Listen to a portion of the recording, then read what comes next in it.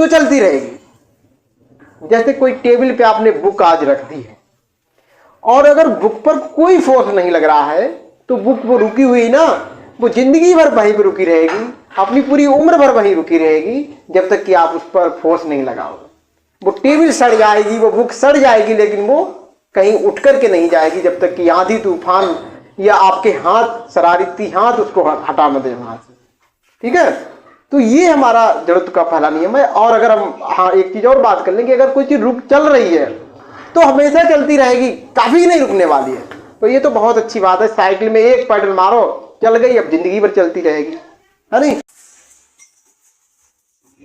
Hello everyone, स्वागत है आप सभी का आपके चैनल फ्यूचर क्लासेस में। और हम लोग आज फिर से लेकर के आ गए हैं साइंस की थ्योरी वाली क्लास। और इस क्लास में आज का हमारा टॉपिक है लॉज ऑफ मोशन। बहुत ही इंपॉर्टेंट टॉपिक है और जिसको हम न्यूटन के गति के नियम भी कहते हैं। तो उनके बारे में आज हम पढ़ेंगे और बिल्कुल हम लोग आज इस तरीके से पढ़ने वाले हैं कि शायद फिर आपको जो है कभी भी न्यूटन के नियम पढ़ने की जरूरत नहीं पड़ेगी।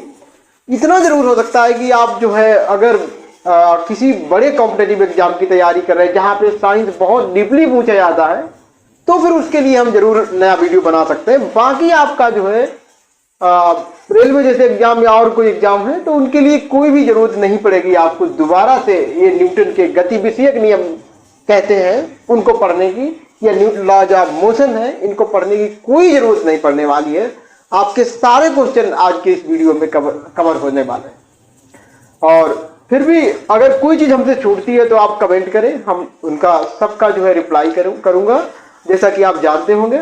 और सबसे पहले हम लोग गति के नियम जानने से पहले हम लोग आज जड़त्व की बात करेंगे। जड़त्व जिसको हम इनर्शिया बोलते हैं, तो वो इनर्शिया क्या होता है वो हमें पहले समझना है। उसके बाद हम लोग सारे अपने जो न्यूटन से लॉ हैं उनको पढ़ेंगे विद एग्जाम्पल, उदाहरण को लेते हुए सबको समझेंगे तीनों नियम को। ठीक है, तो सबसे पहले इनर्शिया की बात करें हम लोग।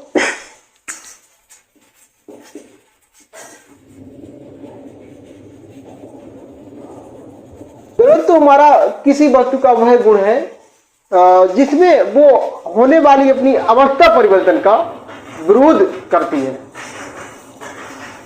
फिर से समझते हैं कि जड़त्व हमारा किसी भी वस्तु का एक ऐसा गुण होता है जब कोई वस्तु है वो अपने अवस्था परिवर्तन का विरोध करती है। और जो जड़त्व का नियम है उसमें ये कहा गया है कि हर एक वस्तु जो है अपनी प्रारंभिक अवस्था में बना रहना चाहती है, वो जैसी है वैसी बना रहना चाहती है। अगर आपने उसकी अवस्था परिवर्तन करने की कोशिश की तो वो उसका विरोध करेगी। यही हमारा जड़त्व का नियम है कि कोई वस्तु अगर गतिमान अवस्था में है, गति कर रही है, तो वो गति करती रहना चाहती है। और अगर कोई ऑब्जेक्ट हमारी रुकी हुई है तो वो रुकी रहना चाहती है। ठीक, अगर आप अवस्था परिवर्तन का उसका विरोध करते हो, रुकी है तो चलाना चाहोगे और चलती है तो रोकना चाहोगे, तो जरूर वो विरोध करेगी। और यही विरोधी गुण जो है जड़त्व कहा जाता है। समझ में आ गई बात? ठीक है, अब जैसे कि आप मान लो कि रात में सो रहे हैं या सुबह सो रहे हैं, मम्मी उठा रही हैं, तो कहीं ना कहीं आप भी विरोध करते हो, है नहीं। कोई घर में उठाता है तो थोड़ा सा अंदर से बुरा लगता है, लगता नहीं लगता है। तो वही चीज यहाँ पर है कि कोई ऑब्जेक्ट अगर रुकी है तो वो भी रुका रहना चाहती है। आप कोई क्रिकेट खेल रहे हो, कुछ काम कर रहे हो, तो आपको अगर बीच में कोई दूसरा काम बता दे तो आपको बुरा लगता है। यही सिचुएशन हमारी सारी ऑब्जेक्ट के साथ में है। अगर ये रुकी है तो रुका रहना चाहती है, और अगर ये चल नहीं है तो चलती रहना चाहती हैं। और इसी गुण को हम जड़त्व कहते हैं। ठीक है, जड़त्व का नियम कहते हैं। ठीक है, तो जड़त्व हमारा क्या है कि विरोधी गुण है जो किसी भी वस्तु को उसकी अवस्था परिवर्तन का विरोध करता है।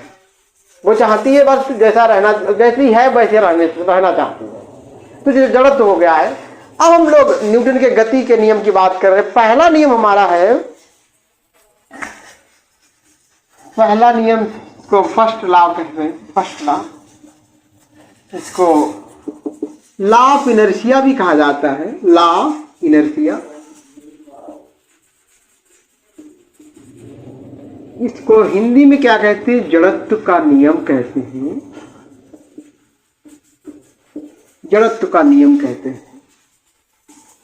अब लॉ ऑफ इनर्शिया जो हमारा है देखिए मैं सारी चीजें समझा रहा हूँ और हम अब सारे पीडीएफ अपने टेलीग्राम पे अवेलेबल करवा देंगे अगर आपका कमेंट हो तो, अदरवाइज ठीक है। मेरी जरूरत क्या है, जरूरत तो आपकी है ना, तो अगर आपको जरूरत है तभी तो मैं मेहनत करूंगा, तभी तो मैं टाइम दूंगा, अदरवाइज क्यों। ठीक है, तो लास्ट इनर्शिया जो है, हमने क्या बोला, पीडीएफ के बारे में बोला है टेलीग्राम पर। तो फ्यूचर क्लासेस से जो हमारा वहाँ पे ग्रुप बना है उस पर आप अगर आप कहेंगे तो मैं सारे जो है पीडीएफ को अवेलेबल करा दूंगा। तो लॉ ऑफ इनर्शिया, जड़त्व का नियम क्या होता है, अभी हमने बताया कि जब कोई वस्तु ब्रह्मावस्था में है तो वो ब्रह्मावस्था में रहना चाहती है, और अगर वो ऑब्जेक्ट हमारी गतिवान अवस्था में है तो वो गति में रहना चाहती है। इसी चीज को हम जड़त्व का नियम कहते हैं। या यूं कह लो कि हर एक वस्तु अपनी अवस्था परिवर्तन का विरोध करती है। Everything opposes change to its position, अपनी पोजीशन को चेंज का विरोध करेगी, अपोज करेगी, और यही अपोजिशन, यही विरोधी गुण जो है वो हमारा जड़त्व कहा जाता है। और जड़त्व का नियम हमने देख लिया कि हर एक वस्तु अपनी अवस्था में ही रहना चाहती है, अपनी प्रारंभिक अवस्था में रहना चाहती है, शुरू में वो जैसी है वैसी रहना चाहती है। तो यही हमारा इसका जड़त्व का नियम है, न्यूटन का पहला नियम, कि हर एक वस्तु जो है अपनी प्रारंभिक अवस्था या हमारी जो है जिस अवस्था में वो है उस अवस्था में बना रहना चाहती है, और जब तक कि आप उस पर कोई बल नहीं लगाओगे तो वो बनी भी रहेगी। ठीक है, तो हम और तरीके से न्यूटन का जो नियम, पहला नियम है उसको समझते हैं कि हर एक वस्तु, प्रत्येक वस्तु जिस अवस्था में है उस अवस्था में बनी रहेगी जब तक कि उस पर कोई बाहरी बल ना लगाया जाए। समझ गए, कोई एक्सटर्नल फोर्स अगर ना लगाया जाए तो हमारी जो वस्तु है वो वैसी ही अवस्था में बनी रहेगी। अगर रुकी है तो रुकी रहेगी, और अगर चल रही है तो चलती रहेगी। जैसे कोई टेबल पे आपने बुक आज रख दी है, और अगर बुक पर कोई फोर्स नहीं लग रहा है तो बुक वो रुकी हुई ना, वो जिंदगी भर वहीं पर रुकी रहेगी, अपनी पूरी उम्र भर वहीं रुकी रहेगी, जब तक कि आप उस पर फोर्स नहीं लगाओगे। वो टेबल सड़ जाएगी, वो बुक सड़ जाएगी, लेकिन वो कहीं उठ करके नहीं जाएगी जब तक कि आंधी तूफान या आपके हाथ, शरारती हाथ उसको हटा न दे वहां से। ठीक है, तो ये हमारा जड़त्व का पहला नियम है। और अगर हम एक चीज और बात कर लें कि अगर कोई चीज चल रही है तो हमेशा चलती रहेगी, कभी नहीं रुकने वाली है। तो ये तो बहुत अच्छी बात है। साइकिल में एक पैडल मारो, चल गई, अब जिंदगी भर चलती रहेगी, है नहीं, दोबारा पैडल मारने की जरूरत ही नहीं है। फिर क्यों रुक जाती है साइकिल, बार बार क्यों मारते हैं पैडल? तो पैडल हम लोग इसीलिए मारते हैं कि भाई क्या है कि यहाँ पे बहुत विरोधी फोर्स है, बाहरी कारक है। एक तो हम पैर से फोर्स लगा रहे हैं, वो तो हमारा एक्सटर्नल हो गया, हमारी जरूरत वाला फोर्स हो गया। इस जरूरत वाले फोर्स के अलावा भी बहुत एडिशनल फोर्स है, अपोजिशन वाले फोर्स हैं। तो कौन कौन फोर्स? जब हम साइकिल मूव कर रहे हैं तो क्या, एक तो हवा का हमारे ऊपर फोर्स लगता है, उसको हम ड्रैग बोलते हैं, उसको ड्रैग बोलेंगे। ड्रैग को हिंदी में क्या कहते हैं मुझे अभी याद नहीं आ रहा है। ठीक है, तो वो ड्रैग हो गया, एक हमारा हवा से विरोधी फोर्स लग रहा है।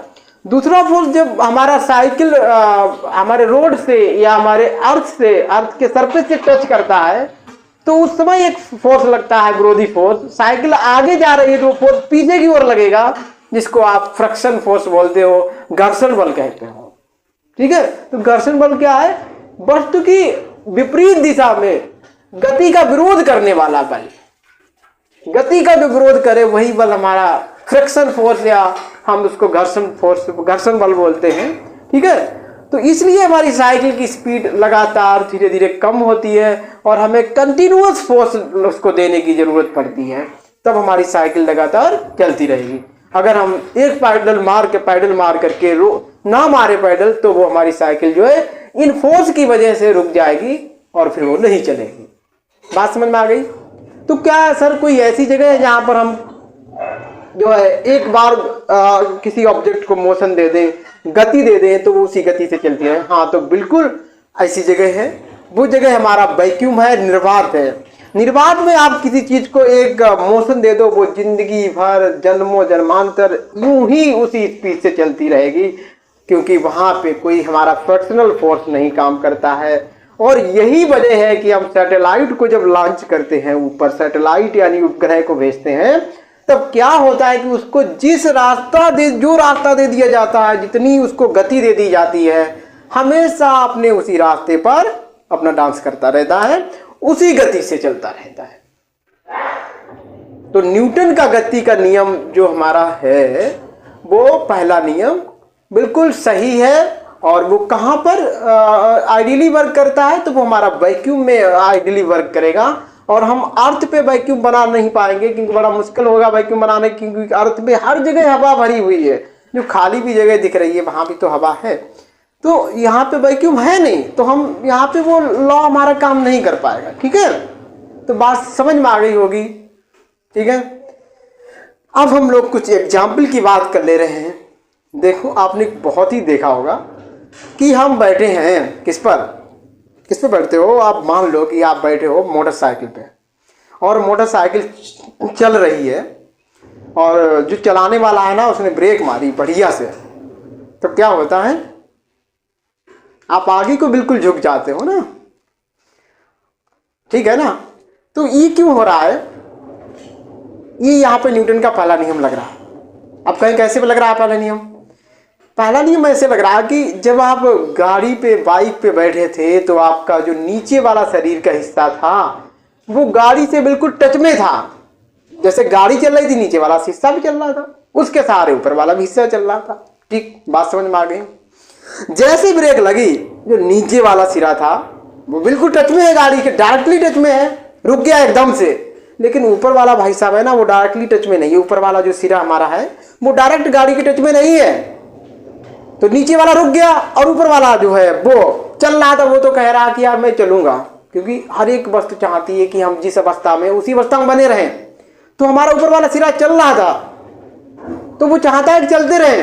अब नीचे वाला रुक गया, ऊपर वाला कह रहा चलते रहे, तो क्या होगा फिर, है नहीं, आगे झुकोगे। बात समझ में आ रही है? कुछ पूरी समझ में आनी चाहिए। नीचे वाला सिरा जो है ना, जाम हो चुका है, रुक चुका है, गाड़ी के टच में है, गाड़ी रुकी, वो रुक गया। लेकिन ऊपर वाला सिरा जो है वो अपनी अवस्था परिवर्तन का विरोध कर रहा है। वो चल रहा था, तो वो चाहता है कि हम चलते रहें। इस वजह से हमारे अंदर को हम झुक जाते हैं, हमारा लगता है झटका। ठीक है। एक और हमारा केस क्या है कि जैसे हम मोटरसाइकिल पे बैठे, और जो चलाने वाला है उसने एकदम से मोटरसाइकिल चला दी, तो क्या होगा, हम पीछे चले जाते हैं। क्यों? क्योंकि हम रुके हुए थे, और जैसे गाड़ी चली तो नीचे वाला सिरा तो टच में है गाड़ी के, एकदम से चालू हो गया। लेकिन ऊपर वाला रुका हुआ था, वो कह रहा नहीं भाई साहब हम तो रुकेंगे, है नहीं, विरोध कर रहा है अपनी स्थिति का, अपनी पोजीशन, अवस्था बदलने का विरोध कर रहा है। तो इस वजह से ऐसा हो रहा कि नीचे वाला तो चल गया, वो तो चल नहीं है उसे, क्योंकि गाड़ी के टच में है। ऊपर वाला चाह रहा कि हम रुके रहे, तो पीछे को हम झुक जाते हैं। बड़ा ही प्यारा सा क्वेश्चन है, एग्जाम्पल है जो हमसे ऐसे पूछे जाते हैं कि चलती हुई गाड़ी में अचानक से ब्रेक लगाने पर हम आगे झुक जाते हैं, तो न्यूटन का कौन सा नियम है? तो in this example there is first law of Newton. ठीक है, पहला नियम या जड़त्व का नियम बोलेंगे, लॉ ऑफ इनर्शिया यहाँ पर काम कर रहा है। ठीक, चलिए अगला एग्जाम्पल उठाते हैं कि आप चढ़ गए आम के पेड़ पर, आम आने वाले हैं। ठीक है, चढ़ गए आप आम के पेड़ पर और आम लग आए हैं। अब आप उसकी डाली पकड़ के हिला रहे हो कस के, तो क्या होता है, आम टूट टूट के नीचे गिरते हैं। अब बताओ इसमें न्यूटन का पहला नियम कैसे काम कर रहा है? लाइट का प्रॉब्लम, चल ठीक है। तो हम कह रहे थे कि जब आप पेड़ पे चढ़े हैं और आम की डाली को हिलाते जा रहे हैं, आम टूट टूट के नीचे गिरते जा रहे हैं, क्या कभी सोचा कौन सा नियम है? न्यूटन का पहला नियम है, जड़त्व वाला नियम है। क्यों? क्योंकि जब डाली को आप हिला रहे हो, आम लटक रहे हैं, रुके हुए थे, और आप उसमें मोशन दे रहे हो, गति दे रहे हो, उनकी अवस्था को बदल रहे हो। अब आम क्या कहेंगे कि भैया आम जैसे हैं वैसे रहेंगे, हम तो हिलेंगे नहीं। अब आम तो रुका रहना चाहते हैं, लेकिन आप जबरदस्ती कर रहे हो, हिला रहे हो, तो उनको लगता है झटका और वो जाते हैं टूट के। ठीक है, आम रुके हुए अवस्था में थे, वो रुके रहना चाहते हैं, लेकिन आप जबरदस्ती हो कि डाली को हिला रहे हो, उनको हिलाने की कोशिश कर रहे हो, तो वो अपनी अवस्था परिवर्तन का विरोध करते हैं, जिससे कि वो झटका, उनको जर्क फील होता है, झटका फील होता है और वो टूट जाते हैं। ठीक है, इस तरीके से हमारा वहां पे पहला नियम लग ही जाता है। समझ में आ गई बात। अगला अगर हम लोग एग्जाम्पल बात करें यहाँ पर, तो आप देखते हैं कि आप कभी कभी क्या होता है कि कंबल है और कंबल पे आप डंडा मारो या फिर ऐसे हिलाओ, तो उससे जो डस्ट के पार्टिकल हैं, धूल के कण हैं, वो झड़ने लगते हैं। बड़ा ही पूछा जाने वाला क्वेश्चन है जी, जो मैं बात कर रहा हूँ। सारे क्वेश्चन एग्जाम में पूछे गए हैं, वो मैं बात कर रहा हूँ यहाँ पर। तो वो क्यों जो धूल के कण है वो कंबल से बाहर होने लगते हैं, झड़ने लगते हैं, जब हम उस पर एक स्टिक से, एक डंडे से स्ट्राइक करें या फिर यूं ही उसको हम हवा में ऐसे ऐसे झाड़ें, तो क्यों उससे डस्ट के कण, धूल के कण निकलने लगते हैं? तो वो इसलिए क्योंकि वो जो धूल के कण है वो हमारे कंबल में चिपके हुए थे, उसके साथ रुके हुए थे। अब आप उसको, कंबल को आप गति करा रहे हो तो उनको भी गति करनी पड़ रही है। वो रुके हुए हैं, आप मोशन दे रहे हो नीचे को, जैसे ही आपने झटका मारा वो वहां पे रुका हुआ था, वो रुका रहना चाहता, लेकिन यार आपने तो झटका मार दिया, वो वहां पर रुका रहना चाह रहा था। तो आपने जब झटका मार दिया, वो एकदम से मोशन में नहीं आया, उसने विरोध किया तो वहीं पर रह गया, छूट गया। जब नीचे कंबल था तो वो रुका हुआ था, उस समय जैसे ही आपने ऊपर किया तो वो वहीं पर रहना चाह रहा था, डस्ट का पार्टिकल आपने ऊपर उठा दिया, उसने विरोध किया, वो वहीं पर रह गया। तो इस तरीके से वो जो हमारे पार्टिकल हैं वो भी अपनी गति का विरोध करेंगे और वो कंबल से अब दूर हो जाते हैं। ठीक है, बात समझ में आ गई। ये हमारे कुछ एग्जाम्पल थे, और कुछ हमारे एग्जाम्पल जो हमारे माइंड में ना हो तो वो भी हम लोग थोड़ा सा बुक से देखते हैं और आपको बता देते हैं।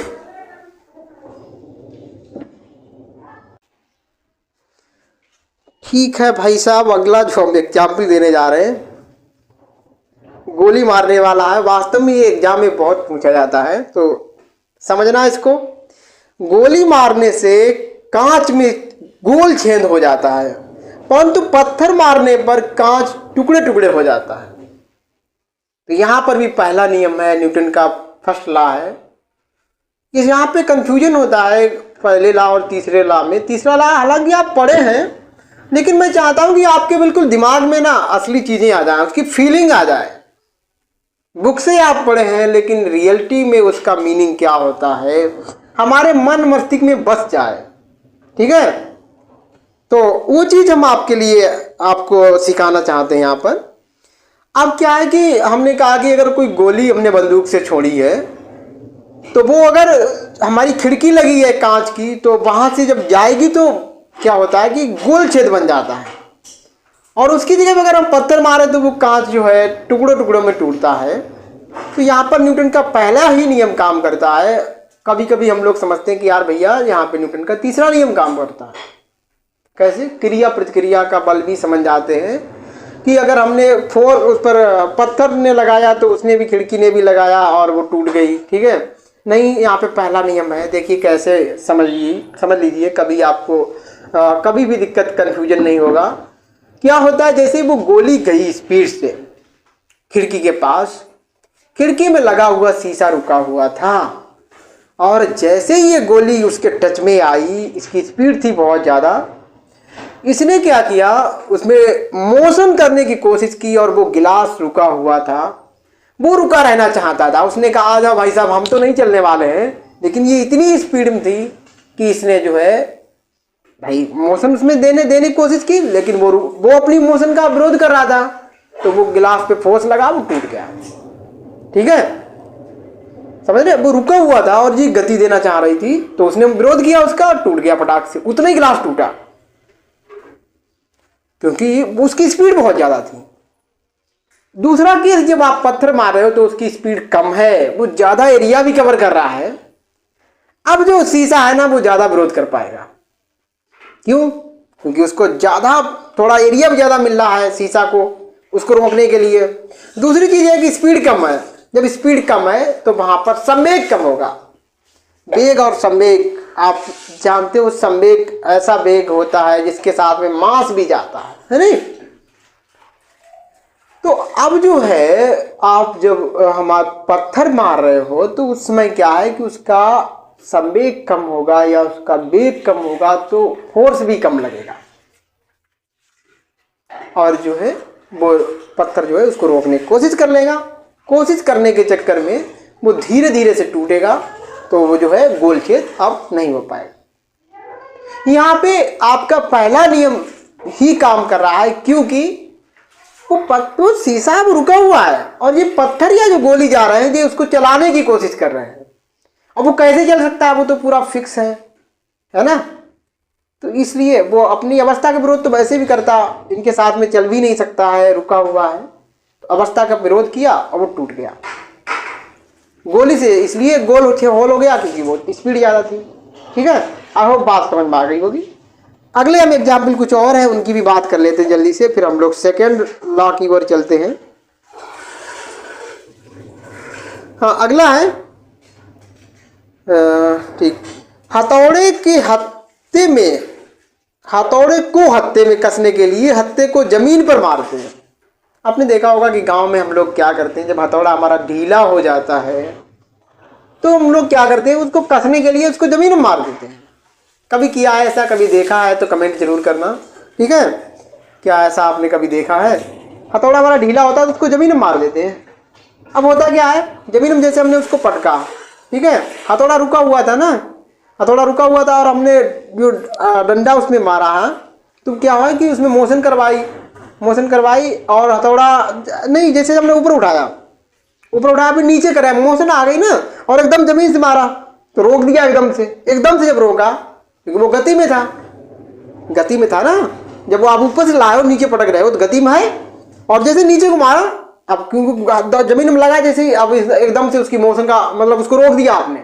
अब जो हथौड़े में जो ऊपर जो लोहे वाला जो हमारा है ना, इसका हत्था नहीं, हथौड़ा जो लोहे वाला है वो क्या था, वो भी मोशन में था।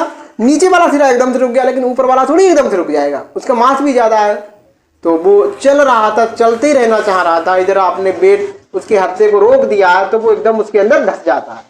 ठीक है, अब विरोध करेगा रुकने का विरोध करेगा तो उसके अंदर चला जाएगा। पहला नियम हो गया इसमें भी। अगला है टहनियों, पेड़ की टहनियों को हिलाने से बताई दिया है। अगला है एक लान रोलर को गति में लाने में, एक गतिशील लान रोलर को विराम में लाने में अधिक बल की जरूरत पड़ती है, जबकि एक गतिशील लान रोलर को गति में बनाए रखने में अपेक्षाकृत कम बल की जरूरत पड़ती है।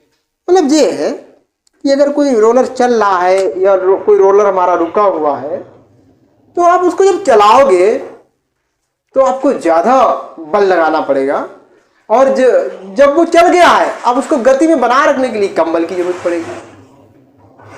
समझ रहे बात को? भाई कोई गाड़ी रुकी हुई है रोड पे, देखते हैं कि हमारी गाड़ी यार कभी कभी बैटरी खराब हो जाती है तो बंद हो जाती है, वो चालू नहीं होती है। बाइक का ही केस ले लो, बाइक का तो चलो वो हल्की है, धक्का मार लोगे। ट्रैक्टर वगैरह देख लो, 4 व्हीलर देख लो, तो अगर वो नहीं चालू हो पा रही है, बैटरी उसकी डैमेज हो गई, बैटरी डिस्चार्ज हो गई है, अब क्या करें? धक्का मारने के अलावा कोई रास्ता भी तो नहीं बचता है कि चलो धक्का ही मार के देखते हैं फिर, है नहीं? जब धक्का मारते हैं तो 5-6 लोग धक्का मारते हैं और पूरी अपनी ताकत लगाए जाते हैं तो मुश्किल से उसको आगे बढ़ा पाते हैं।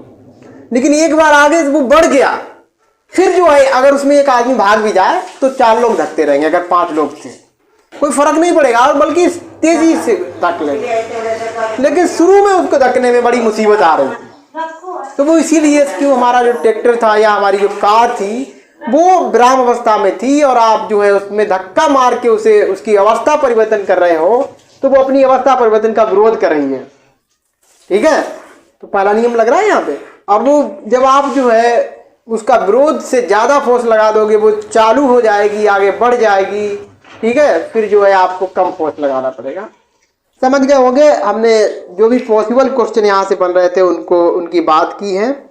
शायद अब कोई यहाँ पर एग्जाम्पल नहीं बचा हुआ है। हम लोग बात करेंगे अब दूसरे नियम की।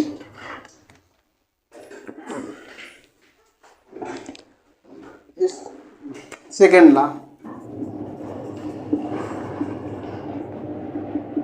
लॉ को बोलते हैं लॉ ऑफ मोमेंटम भी यहाँ कहते हैं, लॉ ऑफ फोर्स। देखिए कभी कभी एग्जाम में ऐसे पूछ लेते हैं कि सेकेंड लॉ को क्या कहते हैं, तो लॉ ऑफ फोर्स भी कहते हैं इसको बल का नियम, बल का नियम, इसको बल का नियम भी कहते हैं। ठीक है, ये हमारा हो गया। अब इसको हम समझते हैं। इसको समझने से पहले हम लोग बल को एक बार फिर से, आप लोग जानते होंगे, लेकिन अभी जो हमारे ऐसे कैंडिडेट हैं, ऐसे स्टूडेंट हैं जो अभी फ्रेशर हैं, तो उनके लिए मैं एक बार फिर से बल को याद दिला दूं तो बल क्या है? एक प्रकार का धक्का है, एक प्रकार का खिंचाव है। या हमने बताया था कि बल एक वह बाहरी कारक है, एक्सटर्नल कॉज है, जो किसी भी वस्तु की अवस्था को परिवर्तित करता है या परिवर्तित करने की कोशिश करता है। वास्तव में किसी वस्तु की अवस्था को बदल देगा या बदलने की कोशिश करेगा। ठीक है, अवस्था मीन्स कि अगर वो रुकी हुई तो चला देगा, और चलती है तो रोक देगा, या रोकने की कोशिश करेगा, या फिर चलाने की कोशिश करेगा। तो हमारा फोर्स हो गया, और फोर्स हमारा इक्वल में होता है, हम न्यूटन ने ही उस फार्मूले को बताया है। एक्चुअली में जो न्यूटन जी ने जो यहाँ पे जो हमारे न्यूटन से अपने जो ला दिए थे मोशन के, न्यूटन ने दिए थे, इनको न्यूटन से लॉ ऑफ मोशन भी कहते हैं। न्यूटन के गति के नियम, न्यूटन के गति के नियम भी कहते हैं। न्यूटन के गति के नियम, गति के नियम 1867 में जो है सबसे पहले न्यूटन ने इसकी स्टडी की, और इन लॉ को जो है न्यूटन ने अपनी बुक में लिखा था, जिस बुक का नाम था प्रिंसिपिया नाम था। प्रिंसिपिया बुक का भी नाम पूछ लेते हैं, या कभी राइटर का नाम की जो प्रिंसिपिया जो बुक है, ये इसके राइटर कौन है? तो वो है हमारे न्यूटन साहब।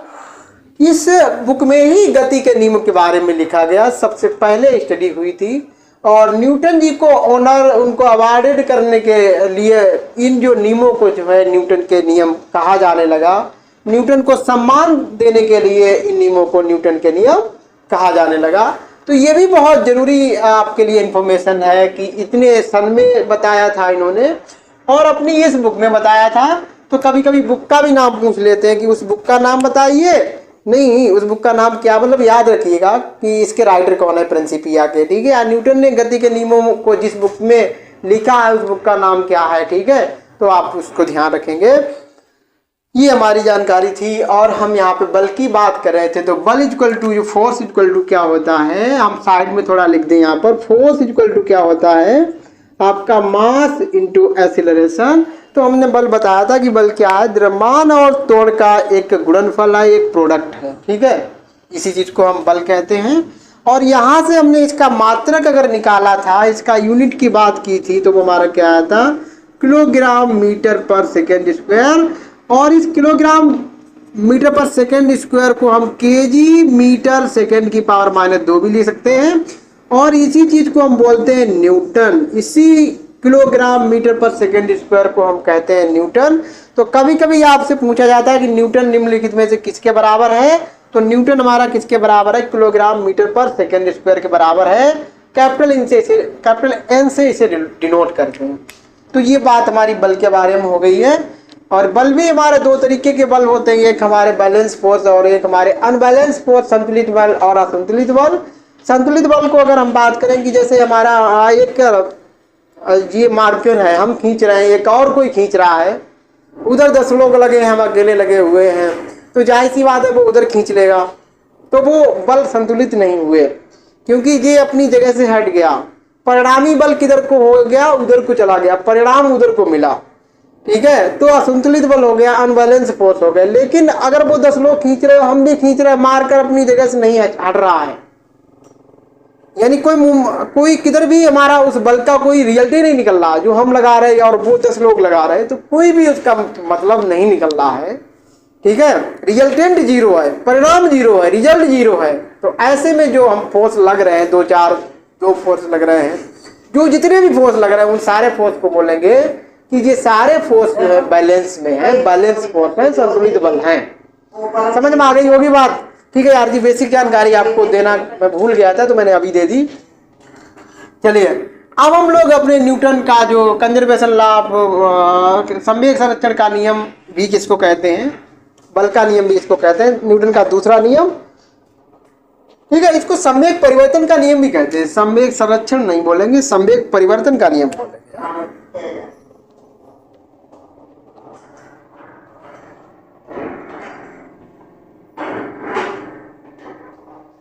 इसीलिए हमने संवेग का नियम बोला था, ठीक है। तो संरक्षण नहीं बल्कि परिवर्तन।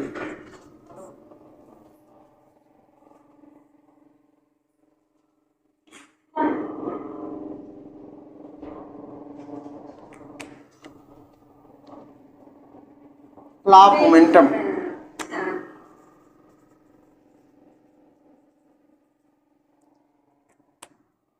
लॉ ऑफ मोमेंटम सिर्फ कहिएगा, ठीक है, इतना ही है, ठीक है। ऐसे चलिए अब देखिए न्यूटन का जो दूसरा नियम है वो, उसमें क्या कहा गया है कि जो हमारा किसी वस्तु पे लगाया जाने वाला जो बल है वो संवेग परिवर्तन की दर के डायरेक्टली प्रोपोर्शनल होता है।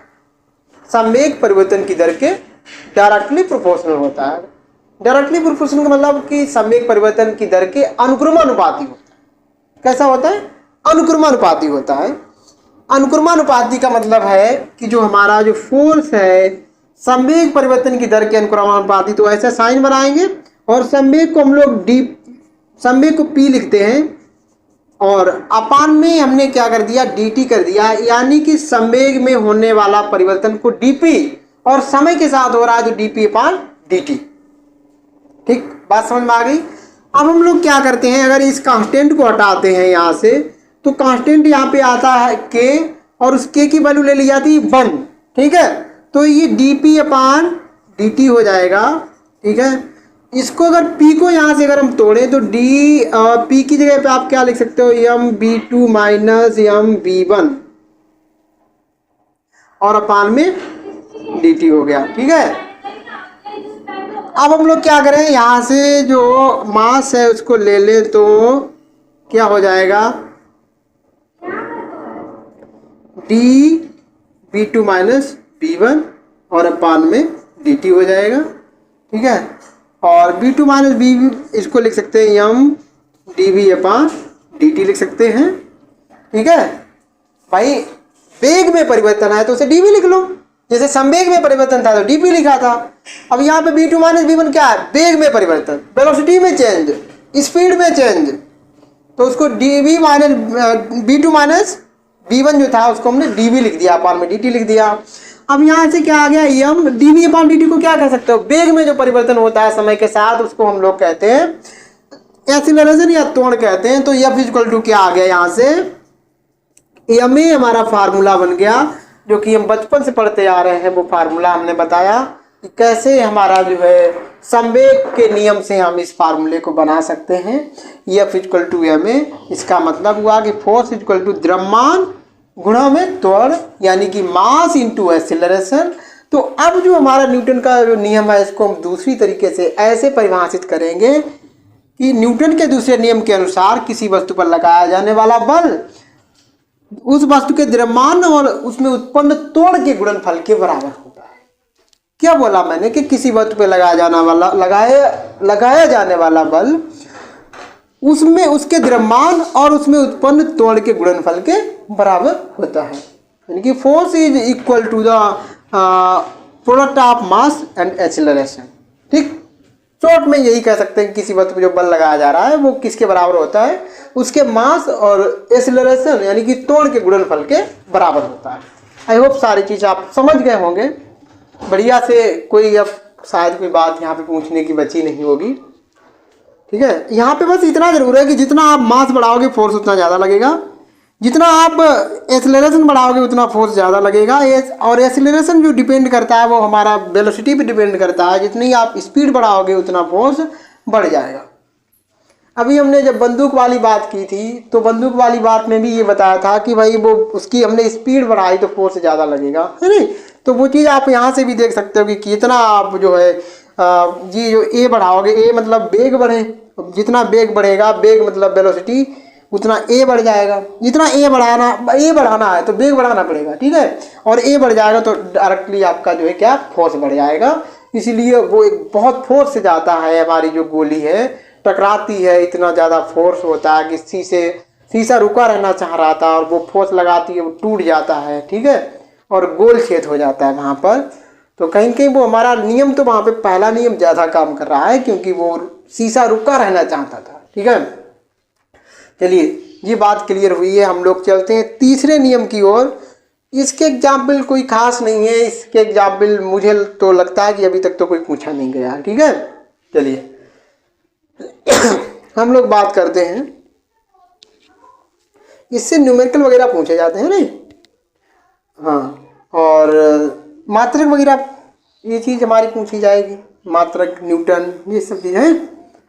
ठीक है, चलिए अगला नियम हमारा तीसरा नियम है, थोड़ा सा हम यहाँ पे इसको इरेज कर लेते हैं, अभी तो दिख रहा है। थर्ड लॉ, चलो लिखते हैं। तीसरा जो नियम है आपका, ये दूसरा था, ये तीसरा होगा। थर्ड लॉ जो है, थर्ड लॉ को कहते हैं एक्शन रिएक्शन लॉ। क्या बोलते हैं? एक्शन रिएक्शन लॉ, जिसको हम क्रिया प्रतिक्रिया का बल, क्रिया प्रतिक्रिया का नियम कहते हैं, बल नहीं, क्या कहते हैं? क्रिया प्रतिक्रिया का नियम।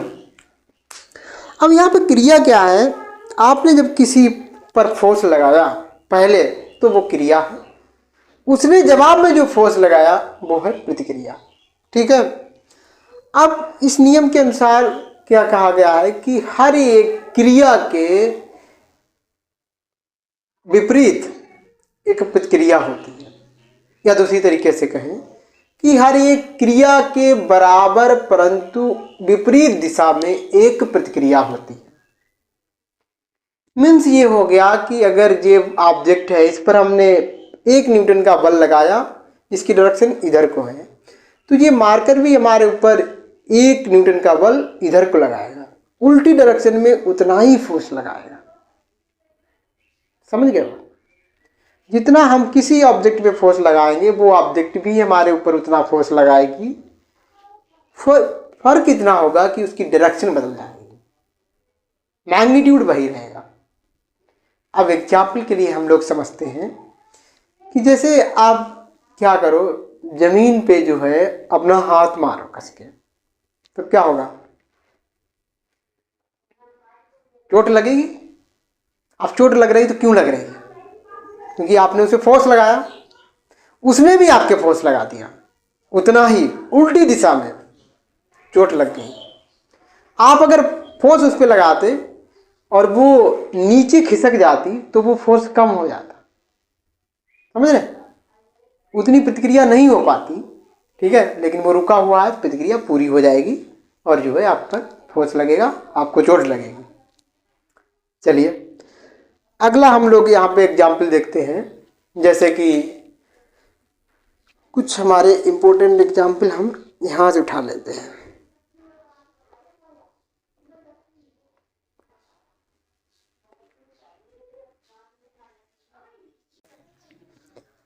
फिर से हमारा बंदूक की गोली वाला एक एग्जाम्पल है। बंदूक से गोली छोड़ते समय पीछे की ओर झटका लगना। जैसे बंदूक को फायर किया जाता है, बुलेट मतलब गन को फायर किया जाता है, जब बंदूक को चलाया जाता है तो उसमें बुलेट हमारी है वो आगे को भागती है, गोली आगे को भागती है। जब गोली आगे को भागेगी तो बंदूक पीछे को भागती है, क्योंकि बंदूक ने क्या किया, उसको एक बल दिया आगे को।